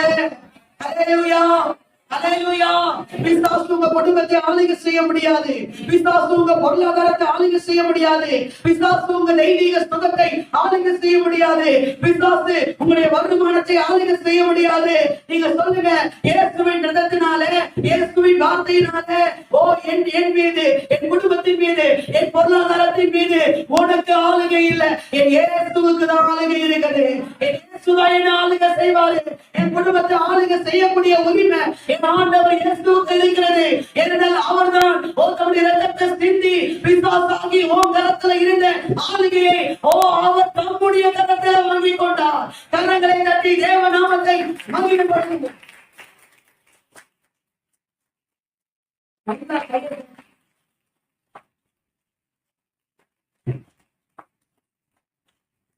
அல்லேலூயா. அதான் ஆண்டவர் சிலுவையில் என்ன பண்ணாரு, ஸ்டைலா நாமே சொல்லுவோம். கோல் அடிச்சாங்க, மொத்த கோல் அடிச்சாங்க, அடிச்சுடனே ஆயிடுச்சு, ரத்தமா மாறிடுச்சு. கோல அடிச்ச உடனே ரத்தமா மாறிடுச்சு. வார்த்தை அடிச்ச உடனே இல்லங்க ஆயத்தா இருந்து, வார்த்தை அடிச்ச உடனே ரத்தம் வந்துச்சா, கோல் மண்டல கவனிங்க. வார்த்தை கோல், வார்த்தை சொல்லு. கோலானது எது கடையாளமா இருக்கு, வார்த்தை. இந்த வார்த்தை அடிச்ச உடனே என்ன வந்துச்சு, ரத்தம் வந்துச்சு. அந்த ரத்தம் வந்த உடனே பார்வோனாகிய பிசாசு அந்த இடத்தை எப்படி காலி பண்ணும், அவன் ஆளுகையை விட்டு வெளியே போயிடுறான்.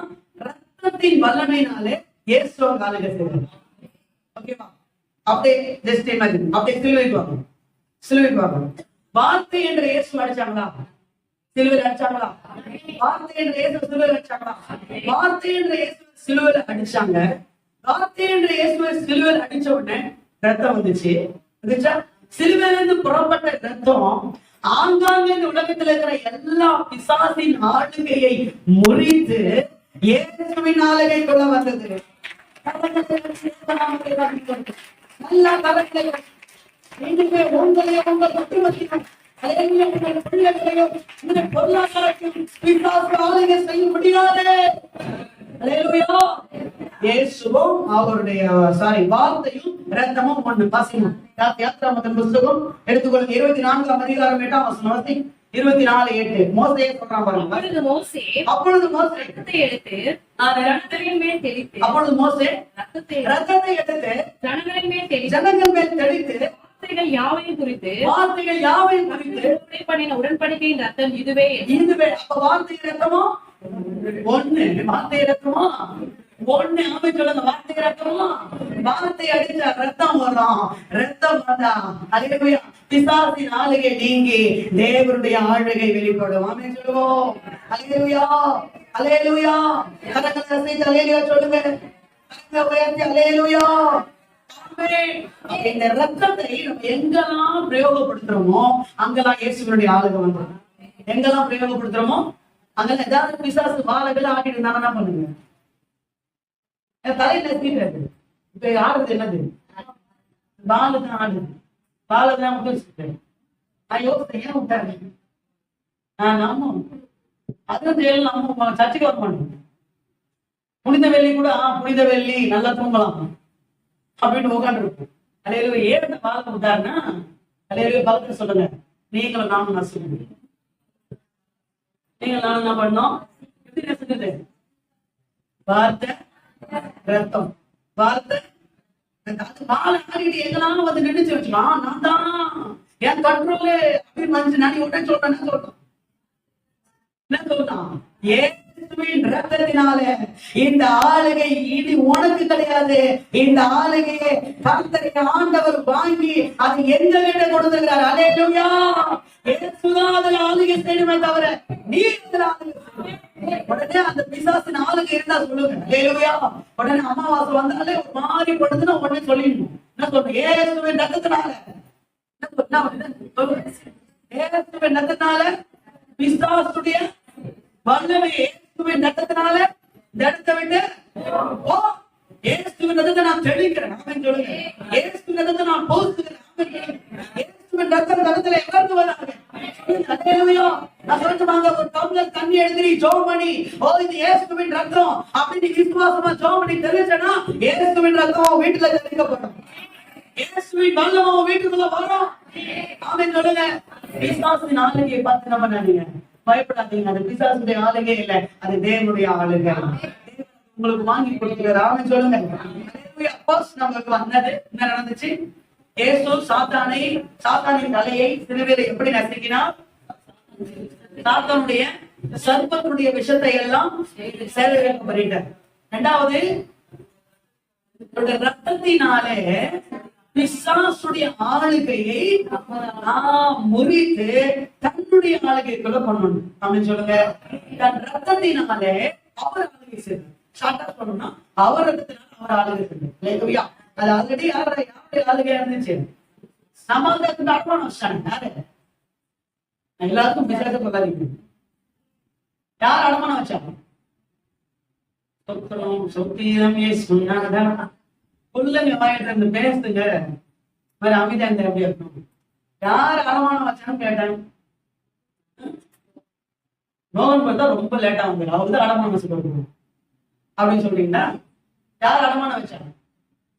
அவங்க என்ன கூட பரிதாபமா இருக்கீங்க. எனக்கு அப்படியே உங்களுக்கு ஆதாமும் ஏவாளும் யார் அடமானம் வச்சாங்க? ஆதாமும் ஏவாளும் அடமானம் வச்சத இயேசு தன்னுடைய ரத்தத்தை கொடுத்து அந்த ஆளுகையை மீட்டு அவருடைய ஆளுகைகளை கொண்டாண்டார்.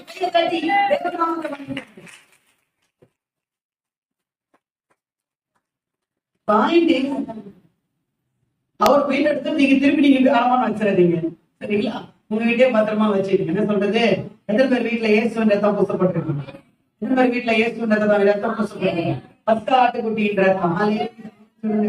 ஏதாவது ஆட்டு அடிக்கலாமான்னு பாக்காதீங்க. ஆட்டெல்லாம் அடிச்சுன்னு இருக்காதீங்க. அதெல்லாம் அந்த பழைய ஏற்பாடு. இப்ப பெரிய உன்னதமான பஸ்ட் ஆட்டுக்குட்டியாக இயேசு நமக்காக அவர் ரத்தம் தூங்கினார். அவனுக்கு 2 காரியம் முடிஞ்சா அவன போலாமா? முடிச்சலாம். போலாமா? சரி போலாம். யாத்ராமத்தின் புஸ்தகம் நம்பர் 3, 3வது பாயிண்ட். யாத்ராமத்தின் புஸ்தகம் 8ஆம் அதிகாரம் எடுத்துக்கொள்ளுங்க. யாத்ராமத்தின் புஸ்தகம் 8ஆம் அதிகாரம் 1 முதல் சில வசனங்களை நம்ம வாசிப்போம். அப்பொழுது எல்லாருமே எடுத்துட்டீங்களா? எல்லாருமே எடுக்கணுமா? அப்பதான் விளங்கும். இல்லைன்னா ஒண்ணும் விளங்காது. நான் புரியாதுன்னு. சரி வாசிங்க. சரி சரி. நீ அவர்களை அனுப்பிவிட மாட்டேன் என்பாயாகில் உன் எல்லை அடங்களையும் தவளைகளால் பாதிப்பேன். இப்ப அடுத்து என்ன சொல்றாரு? அனுப்பி விடு, இல்லைன்னா என்ன பண்ணுவேன்? எல்லா நதியும் என்ன பண்ணா எல்லாம் நான் உன் எல்லா அடங்கல் எல்லாத்தையும் என்ன பண்ணுவேன்? தவளைகளால் பாதிப்பேன் அப்படின்னு சொல்றாரு. அப்போ வந்து பாத்தீங்கன்னா நதி தவளைகளை பிறப்பிக்கும், அவங்களும் உங்க வீட்டிலும். சரி சரி, அதெல்லாம் ஆண்டவர் சொல்றாரு, அதை நீங்க வீட்டுல படிச்சுங்க சரிங்களா அப்படின்னு சொல்றாரு. எல்லாம் சொல்லிட்டு ஏறும் எல்லாம் உனக்கு கஷ்டமா இருக்கும்பா, நான் வேணா தவளை வேணா அனுப்பட்டுமா அப்படின்னு கேக்குறாரு. கேட்டு என்ன சொல்றாரு? 5ஆம் வசனத்துல மேலும் கர்த்தர், அது வாசிங்க. மேலும் கர்த்தர் மோசேயிடத்தில் நீ ஆரோனை நோக்கி, எல்லாம் கவனிக்கணும், உன் கையில் இங்கே கோல் தான் வருது. ஆமென். உன் கையில் இருக்கிற கோலை வெயிட் ஃபர்ஸ்ட் நம்பர் 1 நதிகள் மேலும். எது மேல? நதிகள். நம்பர் 1 நதி. ஓகே, அடுத்து ரெண்டாவது வாய்க்கால்கள். நம்பர் 2. நம்பர் 3 குளங்கள். அது பைபிள் பார்க்கணும்ன்றது குளங்கள் மேலும். ஃபர்ஸ்ட் நம்பர் 1 நதிகள், நம்பர் 2 வாய்க்கால்கள், நம்பர் 3 குளங்கள். அப்ப இந்த 3 இடத்துல நீட்டு அது திரளான தவளைகள் என்ன பண்ணும்?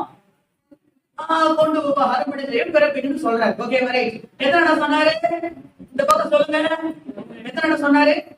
3 இடம். நதி, வாய்க்கால், குளம். நதி, வாய்க்கால், குளம். எத்தனை இடம்? 3 இடமா? அப்படியே வெளிப்படுத்தின விசேஷம், அப்படியே வெளிப்படுத்தின விசேஷம் திரும்புங்க. வெளிப்படுத்தின விசேஷம் 16ஆம் அதிகாரம் 13ஆம் வசனத்தை வாசிங்க. வெளிப்படுத்தின விசேஷம் 16, 13 வாசிக்கலாமா? 16, 13. அப்பொழுது வலு சர்ப்பத்தின் வாயிலும் மிருகத்தின் இங்கே கவனிக்கணும். அப்பொழுது வலு சர்ப்பத்தின் வாயிலும். நம்பர் 1 வலு சர்ப்பத்தின் வாய். வலு சர்ப்பம். இரண்டாவது மிருகத்தின் வாயில். இரண்டாவது மிருகம். மூன்றாவது கள்ள தீர்க்கதரிசி. இங்கே 3 வருது. கரெக்டுங்களா? அதை முடிச்சிடும், அந்த வசனத்தை முடிச்சிடும். கள்ள தீர்க்கதரிசியின் வாயிலும் இருந்து தவளைகளுக்கு ஒப்பான இந்த தவளை வரணும். இங்கே தவளைகளுக்கு ஒப்பான 3 அசுத்தமாவிகள். இங்கேயாவது வெறும் தவளை சொன்னாரு, இங்க தவளைகளுக்கு ஒப்பானது வரும். அது என்னவாது? அசுத்தமாவையும் புறப்பட கண்டேன் என்று யோவான் தரிசனம் பார்க்கிறேன். சரிங்களா? ஓகே, விட்டுருங்க. இங்க எத்தனை? 3. இங்க சர்ப்பம், மிருகம், கள்ள தீர்க்கதரிசி. அங்க நியூ ஓல்ட் டெஸ்ட்மென்ட் நதிகள், வாய்க்கால்கள், குளங்கள். அப்ப அங்கேயும் 3, இங்கேயும் 3, இங்கேயும் 3, அங்கேயும் 3. ஓகேவா? இந்த 3னா மொத்தம் 6 கிடையாது, 3 தான். இது மொத்தம் 6 கிடையாது, 3 தான். இப்போ அந்த தவளைகளாக வந்தது புதிய ஏற்பாட்டுல அது என்னவா மாறிடுச்சா? அசுத்த ஆவியா மாறிடுச்சு. கரெக்டுங்களா? இந்த அசுத்த ஆவின்றது என்ன அப்படின்னு நம்ம பார்க்கணும்னா இதை நம்ம யோவான் கிட்ட கேட்கலாம். யார்கிட்ட கேட்கலாம்? அவர் தான் இயேசுவின் மார்பிலே. நீங்க ஒன்னும் யோவான் புத்தகத்துல திருப்பாதீங்க, சரிங்களா? 1 யோவான் புத்தகத்தை திருப்பணும். தெரியும் உங்களுடைய ஞானம் எனக்கு. 1 யோவான் புத்தகம் 2ஆம் அதிகாரம் 16ஆம் வசனத்தை வாசிங்க. 1 யோவான் 2:16. இருக்கிறவைகளை என்னடா வாசிக்கிறேன்? 1 யோவான் 2:16. ஏனெனில் மாம்சத்தின் நிச்சயம் எல்லாம் எடுத்துட்டீங்களா? 1 யோவான் 2:16 மாத்தி கேட்டுச்சா நான் சொல்றது? நீங்க கரெக்டா படிச்சீங்களா? மார்க் உங்களுக்கு தான் கொடுங்க. சரி, ஓகே. 2:16 வாசிக்கணும். ஏனெனில் மாம்சத்தின் நிச்சயம் நம்பர் 1. அப்புறம் கண்களின் நிச்சயம் நம்பர் 2 ஜீவனத்தின் பெருமையும். 3 வந்துச்சா? பழைய ஏற்பாட்டுல இருந்த அந்த 3 தவிர 3 இடத்துல வந்த நதிகள், குளங்கள், வாய்க்கால்கள். ஓகேவா? 3. இங்க வலு சர்ப்பம், மிருகம், கள்ள தீர்க்கதரிசி. 3. எந்த 3 எல்லாம் ஒண்ணுதான். அது எல்லாம் என்ன பாவம் ஆயிடுச்சா? உலகத்தில் உள்ளவைகள் எல்லாம் இல்லடா என்ன பாவம் ஆயிடுச்சா? மாம்சத்தின் இச்சை, கண்களின் இச்சை, ஜீவனத்தின் பெருமை. இந்த 3 பாவம் ஆயிடுச்சு. இது புரியுதுங்களா? இப்ப புரியுதா உங்களுக்கு? எத்தனை பேர் நான் சொல்றது புரியுது? அல்லேலூயா. இந்த 3 பாவம் தான் எல்லா பாவத்துக்கும் பெரிய பாவமா இருக்கு, காரணமா இருக்கு. எல்லா பாவத்துக்கும் காரணமே என்னதான்? இந்த 3 பாவங்கள் நான் புரிஞ்சவங்களாமே. இப்ப இந்த மூணையுமே இயேசு சிலுவையில நமக்காக வாங்கி கொண்டார். கரங்களை தட்டி தேவ நாமத்தை மகிமைப்படுத்துங்க.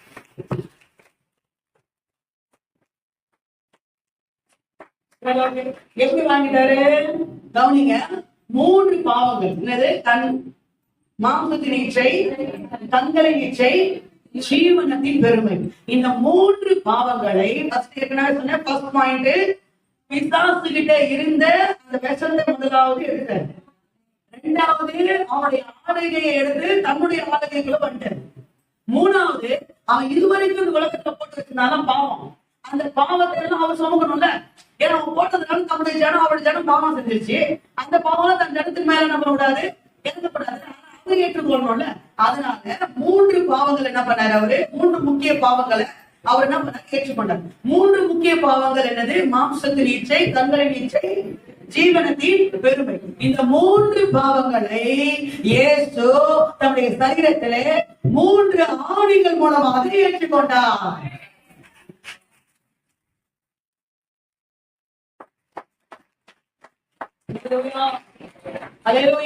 தனது இடது கையிலே ஒரு பாவத்தையும் தன்னுடைய வலது கையிலே ஒரு பாவத்தையும் தன் கால்கள் 2லே ஒரு பாவம் ஆகிய 3 பாவத்தையும் 3 ஆணிகளால தன் சரீரத்தை கடவாப்படுவதற்கு ஒப்பு கொடுத்து அவர் ஏற்றுக்கொண்டார். நாம சொல்லுங்க. சரி, ஓகே. பாயிண்ட் வரல. நம்பர் 1 இடது கைக்கு போயிடலாமா? இடது கையில போயிடலாமா? இந்த இடது கையில அவர் ஒரு ஆணியை ஏற்றுக்கொண்டாரா? அந்த இரும்பு பாத்தீங்கன்னா ஆசிரியர் கூடத்துல கிடையாது. இரும்புனால அது பாவம் தான். இரும்புனால இருந்ததுதான் அது பாவம். ஆசிரியர் கூடத்துல வெள்ளி வச்சாங்க, பொண்ணு வச்சாங்க, எல்லா வயிற்றுக்கு எல்லாமே வச்சாங்க. ஆனா இரும்பு மட்டும் வைக்கல. ஏன்னா இரும்புன்றது பாவம். தேவ தலத்துல பாவம் போக முடியாது, இரும்பு போகாது. ஆனா இந்த இரும்புனாலதான் இயேசுவின் சரீரம் கடவப்பட்டது. அந்த பாவத்தை அவர் சுமந்து கொண்டார். புரியுது? நான் சொல்ற வரைக்கும் இடது கருத்துக்கு போயிடலாமா? ஃபர்ஸ்ட் நம்பர் 1 என்னது? இடது கரத்துல ஃபர்ஸ்ட் என்ன இருக்கு? இந்த 3 பாவத்துல ஃபர்ஸ்ட் பாவம் என்னது?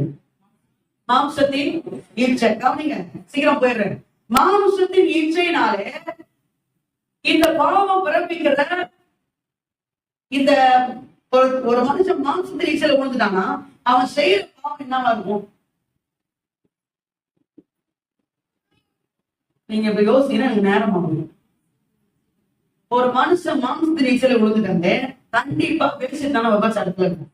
கண்டிப்பா வேசித்தனம் விபச்சாரத்துல இருக்கும். இந்த வேசித்தனம் விபச்சாரத்துல ஒரு மனுஷன் விழுந்துட்டாலே அவனுக்கு கண்டிப்பா முதல்ல போறதுன்னா ஆஸ்தி தான். எவ்வளவு பெரிய கோடீஸ்வரனா இருக்கும். இந்த வேசித்தனம் விபச்சாரத்துல விழுந்துன்னு வச்சுங்களேன், இந்த ஒரு காரியத்துல விழுந்துன்னு வச்சுங்களேன், அவன் கண்டிப்பா அவன் லட்சாதிபதி பிச்சாதிபதியா மாறிடுவான். சரிங்களா? அப்படியே பரதேசி மாதிரி என்ன பண்ணுவான், காசுக்கு ரொம்ப கஷ்டப்படுற நிலைமை என்ன பண்ணிடும் வந்துடும். ஏன்னா இந்த பாவத்தினுடைய எஃபெக்ட். இதுக்கு ஆதாரம் லூக்கா புஸ்தகம் 15ஆம் அதிகாரம் 30ஆம் வசனத்தை வாசி. லூக்கா 15:30. இளையகுமார் அம்மாவோட போகும்போது சொத்தோட போனானா திருப்பி வரும்போது மண்ட பரதேசியா வந்தானா? அவங்க அண்ணங்காரன் இவனுக்கு ஸ்டேட்மெண்ட் கொடுத்தாங்க. என்ன ஸ்டேட்மெண்ட் வாசிங்க? உங்களுடைய ஆஸ்தியா இது போட்ட அப்பதான் நீங்க அப்ப ஆஸ்தி எப்படி அடைஞ்சது? விபச்சார வேசித்தனத்துல அடைஞ்சது. கரெக்டுங்களா? அப்ப ஒரு மனுஷன் விபச்சாரத்துல வேசித்தனத்துல இருந்தானா அவ ஆஸ்தி முதல்ல என்ன பண்ணுது? போகுது. அல்லேலூயா, அல்லேலூயா. ஆகவேதான் இயேசு தம்முடைய இடது கரத்திலே அல்லேலூயா அந்த மாம்சத்தின் இச்சையின் பாவத்தை இயேசு ஆணிகளால் கடவப்படுவதற்கு தன்னுடைய இடது கரத்தை நீட்டினார். அல்லேலூயா. நீட்டினார். ஆணிகளால் அது கடவப்பட்டது. அந்த ஆணிகளால் கை கடவப்படும் போது அந்த கைகளில் இருந்து குருதி ரத்தம் புறப்பட்டு வந்தது. அந்த ரத்தம் அவருடைய ஜனங்கள் செய்த அந்த மாம்சத்தின் இச்சை என்கிற ஆண்ட பாவத்தை அவர்களுக்கு மன்னித்து அதற்கு மாறாக கர்த்தர் அவர்கள் இழந்து போன ஆஸ்தியும் ஐஸ்வர்யத்தையும் கர்த்தர் திரும்ப அவர்களுக்கு கொடுத்தார். அல்லேலூயா. அதுக்கு ஆதாரமா நீங்க வாசிங்க நீதிமொழிகள் புஸ்தகம் 29ஆம் அதிகாரம் 3ஆம் வசனத்தை வாசிங்க. ஆதியாகம புஸ்தகம் நீதிமொழிகள் 29:3 வாசிங்க. நீதிமொழிகள் 29:3 சீக்கிரம். ஞானத்தை பிரியப்படுத்தவன் தகப்பனை மகன பண்ணுகிறான். வேசிகளோட தொட்டிப்பானவனோ தன் ஆஸ்தியை அழிக்கிறான். இடத்துல போயிட்டாலே ஆஸ்தினாயிடும். அழுது போயிடும். ஆனா இயேசு தன் இடது கரத்தை நீட்டினபடினாலே அதுல இருந்து வந்த அந்த இரத்தமானது அவன் பாவத்தை மன்னித்து அவனுக்கு அந்த ஆஸ்தியை திரும்ப கொடுத்தது. அதே எப்படி? அதே நீதிமொழிகள் புஸ்தகம் 3ஆம் அதிகாரம் 16ஆம் வசனத்தை வாசிங்க. 3:16 நீதிமொழிகள் புஸ்தகம் 3:14. தீர்க்காயுசும் இடது கையில் செல்வமும் இருக்கிறது. இடது கை என்ன இருக்கிறது? இயேசுவின் இடது கையில செல்வம் இருந்தது. ஆனால் அந்த செல்வத்தை கவனியுங்கள், நீங்களும் நானும் செய்த அந்த மாம்சத்தின் இச்சையாகிய அந்த பாவத்தை அவர் ஏற்றுக்கொண்டு அவர் கையில் இருக்கிற இந்த செல்வத்தை இன்றைக்கு நம்முடைய கரத்தில் அவர் கொடுத்து விட்டார். கரங்களை கட்டி ஓ இயேசு நம்முடைய கரங்களை ஆவியானவர் தகவல்படுவதற்கு நம்முடைய கரங்களை ஒப்பு கொடுத்தாரே, அதற்காக நன்றி செலுத்துவோம். ஹல்லேலூயா. ஃபர்ஸ்ட் பாவம் என்னது? மாம்சத்தின் இச்சை. இதை எப்படி சுமந்தார் ஆண்டவர்? எந்த கையில சுமந்தார்? இடது கையில சுமந்தார். அதுக்கு என்னது? கண்களின் இச்சை. இந்த கண்களின் இச்சையை நாங்கள் ஆண்டவர் வலது கரத்துல சுமந்தார். எப்படி சுமந்தாரு? சரி, ஓகே வா. இந்த கண்களின் இச்சை ஒரு மனுஷனுக்கு வந்துட்டு அவன் எந்த பாவத்துல விழுவான்? கண்களின் இச்சை ஒரு மனுஷனுக்கு வந்துட்டு அவன் எந்த பாவத்துல விழுவான்? ஜென்ரலா அதை ஃபர்ஸ்ட் சொல்லிட்டு பொருளாசை. கண்களின் எல்லாத்தையும் பார்த்து ஆசைப்படுவோம். எல்லாத்தையும் பார்த்து என்ன பண்ணுவான்? பொருளாசை. கண்களின் இச்சை. எதை பார்த்தாலும் ஒரு வண்டி வச்சிருப்பான், இன்னொரு வண்டியை பார்த்து ஆசை வரும். எப்படியா அந்த வண்டி வாங்கி ஒரு போன் வச்சிருப்போம், போன் நல்லா தான் இருக்கும். ஆனா அந்த போன் உங்களுக்கு போர் அடிச்சும் வேற எதாவது போன் பார்ப்போம். அதான் என்னது? பொருளாசை. கவனிங்க. ரொம்ப ஆசைப்படுறவங்களாம் கவனிங்க. மாத்தி அல்லேலூயா. ட்ரெஸ்ல இருந்து போடுற லிப்ஸ்டிக்ல இருந்து பண்ற என்ன சொல்றது, கையில வச்சுக்கிற போன்ல இருந்து ஓட்டுற வண்டியில இருந்து எல்லாத்துக்கும் மேல மாத்தி ஆசைப்பட்டே இருக்கிறியா? நான் சொல்லலைங்க, பைபிள் சொல்லுது. நல்லா புரிஞ்சுக்கணும், நான் சொல்லல. யார் சொல்றா? பைபிள் சொல்லுது. இந்த பொருளாசையில விழுந்து போனா ஆயுசுனாலும் குறைஞ்சிடும். ஐயோ, நான் சொல்லல, யார் சொன்னா? பைபிள் சொல்லுது. அல்லேலூயா. வாசிக்கலாமா? பைபிள் சொல்றத வாசிக்கணும்ல, வாசிக்கலாமா? நீதிமொழிகள் புத்தகம் 28ஆம் அதிகாரம் 16ஆம் வசனத்தை வாசிங்க. 28:16.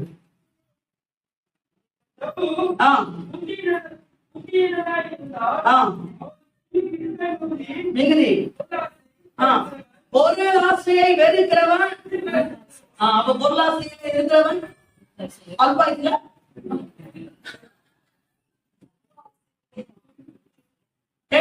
வீடியோ தானே இருக்கும். விளக்குதா?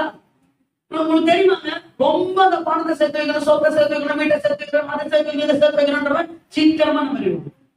இந்த ஒண்ணுமே சேர்த்து வைக்காம வர்றது, சாப்பிடுறது, வர்றது, கர்த்தர் தனக்கு திருப்தியாக என்ன பண்றாரு, எனக்கு கோச்சிக்கிறாரா அப்படின்னு இருக்கிறவன் ரொம்ப நாளைக்கு உயிர் வாழ்வான். அல்லேலூயா. அதனால இன்னையோட ஒருவேளை பொருளாதாரம் இருந்தா இன்னையோட அதை ஸ்டாப் பண்ணு இயேசு நாமத்தினால. அல்லேலூயா. உங்களுக்கு ஒண்ணு தேவைன்னா கர்த்தர் உங்களுக்கு என்ன பண்ணுவாரு? கொடுப்பாரு. ஆமென் சொல்லுங்க. அல்லேலூயா. சரி, நம்ம பாயிண்ட்க்கு வந்துருவோம். புலம்பல் புத்தகம் 2ஆம் அதிகாரம் 4ஆம் வசனத்தை வாசிங்க. புலம்பல் 2:4. இந்த கண்களின் இச்சையை ஆண்டவர் எங்க சுமந்தாரா? அவருடைய வலது கரத்துல என்ன பண்ணாரா? சுமந்தாரா. ஆமே. வாசிமா 2:4. புலம்பல் 2:4. புலம்பல் புஸ்தகம் 2ஆம் அதிகாரம் 4ஆம் வசனம். அதே உங்களுக்கு புலம்பல் கிடைக்க மாட்டேதா? என்ன புலம்பு விட்டீங்களா கடைசியில? சரி, நானே வாசிக்கிறேன். பகைஞனை போல் தம்முடைய வில்லை நாணேற்றினார், சத்ருவை போல் தம்முடைய வலது கரத்தை நீட்டி நின்று, அல்லேலூயா, கண்ணுக்கு இன்பமானதை எல்லாம் அழித்து போட்டார். வலது கரத்தை நீட்டி என்ன பண்ணாராம்? கண்ணுக்கு இன்பமான இன்னும் எடுக்கல. எரேமியா என்ன பண்ற பாருங்க.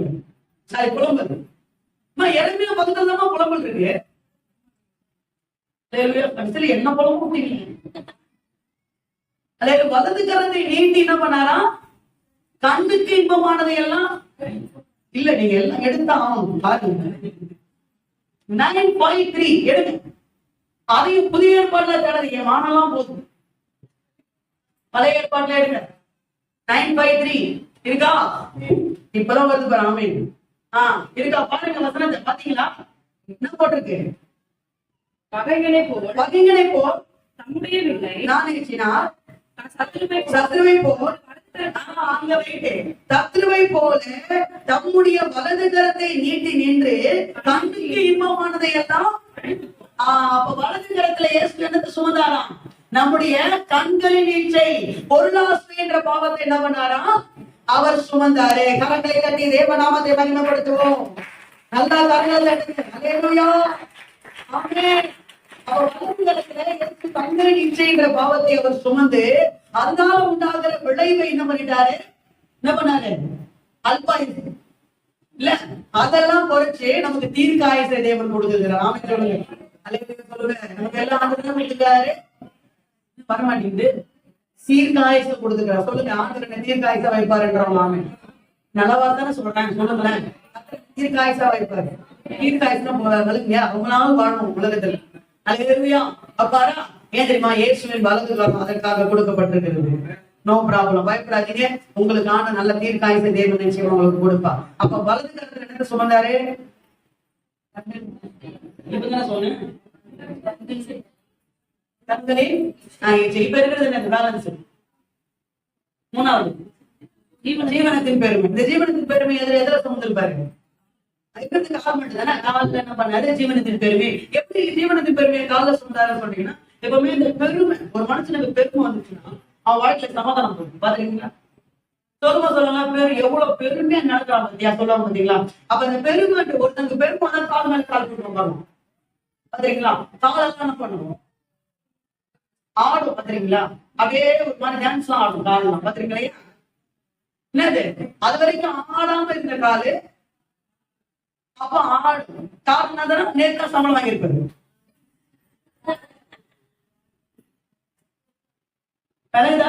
அப்ப பெருமை வந்து என்ன ஆயிடுது? கால்தான் பெருமை என்ன பண்ணுது? காட்டுது. அதனாலதான் இயேசு அந்த பெருமையை, ஜீவனத்தின் பெருமையை அவருடைய காலில் இயேசு சொன்னாங்க. பெருமை வந்துதான் சமாதானம் போயிடும். அந்த சமாதானத்தை உனக்கு கொடுக்குற ஆண்டவர் இயேசு. வலையிலே சொல்லுங்க. ஏசாயா தீர்க்கதரிசன புத்தகம் 28ஆம் அதிகாரம் 3ஆம் வசனத்தை வாசியுங்கள். ஏசாயா தீர்க்கதரிசன புத்தகம் 28:3. சீக்கிரம் படியுங்கள். 28:3. 28:3. எபிராயிமுடைய வெளியேறின் பெருமையான பீடம் மிதித்து போடப்படும். காலால் மிதித்து போடப்படும். இயேசு அந்த பெருமையை தன்னுடைய காலால் என்ன பண்ணாரு? மிதித்து போட்டார். ஆமென் சொல்லுவோம். ரோமர் புத்தகம் 16ஆம் அதிகாரம் 20ஆம் வசனம். சமாதானத்தின் தேவன் தாமே சாத்தானை சீக்கிரமா உங்கள் காலடியில நசுக்கி போடுவார். ரோமர் 16:20. ஆமென். எபேசியர் 6ஆம் அதிகாரம் 15ஆம் வசனம். சமாதானத்தின் சுவிசேஷம். அது என்ன சுவிசேஷமா? சமாதானத்தின் சுவிசேஷம். லூக்கா சுவிசேஷ புத்தகம் 1ஆம் அதிகாரம் 79ஆம் வசனம். கால்களை சமாதான வழியிலே நடக்க பண்ணுவார். அல்லேலூயா. ஆமென். அப்போ ஜீவனத்தின் பெருமையை இயேசு காலில் என்ன பண்ணாரு? சுமந்தார். அவர் சுமக்கும் போது அதுல இருந்து ரத்தம் வரும்போது நம்முடைய ஜீவனத்தின் பெருமை என்ற பாவம் மன்னிக்கப்பட்டு அதனால நம்முடைய வாழ்க்கையில குறைந்து போன சமாதானத்தை இயேசு நமக்கு கொடுக்கிறவராக இருக்கிறார். இப்ப சொல்லுங்க, 3 காரியம் முடிக்கிற டைம் சொல்லுங்க. எந்த 3 யோசிக்கிறீங்கல்ல? தெரிந்து உங்க இருதயத்தின் நினைவுகளை நான் அறிவேன்.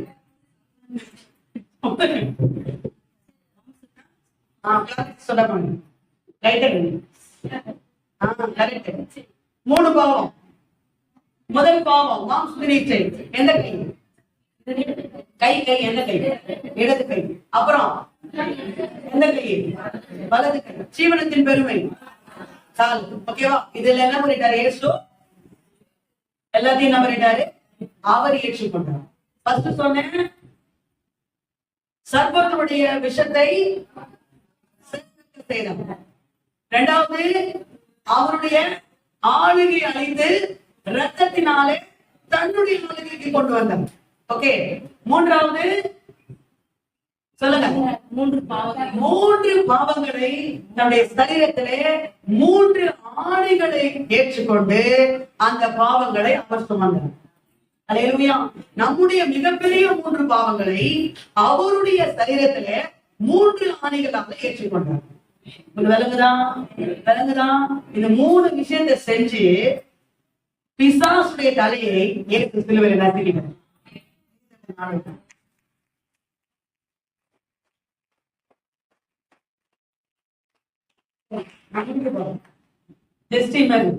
இப்போ எல்லா பாவம் இயேசு வந்துருச்சு. ஏன்னா அவர் ஏற்கனவே சர்ப்பத்தினுடைய விஷத்தை வெளியிடுறாரு. ஓகேவா? அல்லேலூயா. இவருடைய சரீரம் என்னவா இருக்கு? அடிக்கப்பட்டு அந்த பாவம் உட்பிரவேசித்து அதுல புறப்பட்டு ரத்தம் நம்ம இருக்கு புறப்பட்டிருக்கு. இந்த 3 முக்கிய பாவங்களை அவருடைய 3 ஆண்டுகளால் என்ன பண்ணியிருக்காரு? ஏற்றுக்கொண்டாரு. இப்ப முழுக்க முழுக்க முழுக்க இயேசு முழுவதும் பாவம் உள்ளவராக தொங்கிக் கொண்டிருக்கிறார். ஆமாவா? முழுக்க முழுக்க இயேசு பாவம் உள்ளவராக என்ன பண்ணிட்டு இருக்காரு? தொங்கிட்டு இருக்கிற எல்லா பாவம் கவனிங்க. ஒரு மனுஷனுடைய பாவத்தை நம்மளால தாங்க முடியாது. ஒரு மனுஷனுடைய வலிமை நம்மளால என்ன பண்ண முடியாது. ஒரு மனுஷனுக்கு எதனா வலிக்குன்னு வச்சுக்கலாம், அவன் என்ன பண்ணுவான்? அந்த வலி தாங்க முடியாது. மத்தவங்க என்ன பண்ணுவான்? அந்த டிப்ரெஷன் மன அழுத்தத்துல மத்தவங்க என்ன பண்ணுவான்? யாராவது அவங்க கிட்ட போனா கூட அவங்க என்ன பண்ணுவாங்க? திட்டிடுவாங்க. பாத்தீங்களா? அந்த டிப்ரெஷன் மத்தவங்க என்ன பண்ணுவாங்க? காட்டுவாங்க. இப்ப இயேசு மேல எல்லாருடைய அநியாயங்களும் இறங்கி இருக்கு. எல்லாருடைய பாவங்களும் என்ன பண்ணிருக்கு? எல்லாருடைய அக்கிரமங்களும் என்ன பண்ணிருக்கு? இறங்கி இருக்கு. எல்லா பாவத்தையும் தன் சரீரத்துல என்ன பண்ணிருக்கு? தனக்குள்ள சுமந்து அப்படியே தொங்கிட்டு இருக்கிறார். ஆமீனா? அல்லேலூயா. பிதாவே முகத்தை மறைச்சாரா இல்லையா? பிதாவே என்ன பண்ணுமா? முகத்தை என் தேவனே என் தேவனே ஏன் என்னை கைவிட்டு கேட்டார்ல. பிதா முகம் மறைஞ்சிருச்சு அவருக்கு. அதான் கேட்டார். ஏன்? எல்லா அக்கிரமங்களும் அவர் மேல இறங்கிடுச்சு. எல்லா பாவங்களும் அவர் மேல இறங்கிடுச்சு. அசுத்தத்தை பார்த்து சுத்தமாய் பரிசுத்தவாராய் இருக்கிற அவர் இப்ப முழுக்க முழுக்க முழுக்க பாதியாக தொங்கிக் கொண்டிருக்கிறார். ஏன்னா எல்லா பாவங்களும் அவருக்குள்ள என்ன பண்ணிடுச்சு? இறங்கிடுச்சு. இப்ப என்ன பண்ணிருக்கணும் இயேசு? என்ன பண்ணிக்கணும் இயேசு? எல்லா பாவங்களும் அவர் மேல சுமந்துருச்சு. எல்லா பாவங்களும் அவருக்குள்ள வந்துருச்சு. எல்லா பாவத்தையும் அவர் ஏற்றுக்கொண்டிருக்கிறார். எல்லா பாவங்களும் அவர் தலை மேல விழுந்து அவர் முழுக்க முழுக்க பாதியாக தொங்கிக் கொண்டிருக்கிறார். எப்படி தொங்கிக் கொண்டிருக்கிறாரு? குற்றமற்றவர் குற்றமுள்ளவராக தொங்கிக் கொண்டிருக்கிறார். அப்ப எல்லா பாவங்களும் அவர் மேல இறங்கினதுனால இயேசு என்ன செஞ்சிருக்கணும்? இறங்கி போய் பாவம் செஞ்சிருக்கணும். இறங்கி போய் என்ன பண்ணிருக்கணும்? ஏன்னா எல்லா பாவமும் அவர் மேல என்ன பண்ணிடுச்சு? வந்துருச்சுல. எல்லா பாவத்தை அவர் சுமந்துட்டு இருக்காரு. அப்ப இறங்கி அவர் என்ன பண்ணிருக்கணும்? பாவம் செஞ்சிருக்கணும். ஆனா இயேசு இறங்கி போய் பாவம் செய்யல. அதற்கு மாறாக வார்த்தையை பேசினார். அதற்கு மாறாக வார்த்தையை பேசினார். அக்கிரமக்காரருக்காக வேண்டிக் கொள்வார் என்று சொல்லப்படுகிற வார்த்தையை பிதாவே இருளுக்கு மன்னியும் என்று சொல்லப்படுகிற பழைய ஏற்பாட்டில் எழுதப்பட்ட வார்த்தையை பேசினார். என் தேவனே என் தேவனே ஏன் என்னை கைவிட்டீர் என்று எழுதப்பட்ட வார்த்தையை பேசினார். அல்லேலூயா. தேவன் தம்முடைய ஒரே பேரான குமாரனை நேசிக்கிறவனோ அவன் கெட்டு போகாமல் நித்திய ஜீவனை அடையும்படி அவரை தந்தருளி இவ்வளவாய் உலகத்தில் அன்பு கூர்ந்தார் என்று சொல்லப்படுகிற அன்பு என்று எழுத வார்த்தை இயேசு பேசினார். எல்லாம் முடிந்தது என்று சொல்லப்படுகிற வேதவாக்கியம் நிறைவேறும்படி இயேசு எல்லாம் முடிந்தது என்று பேசினார்.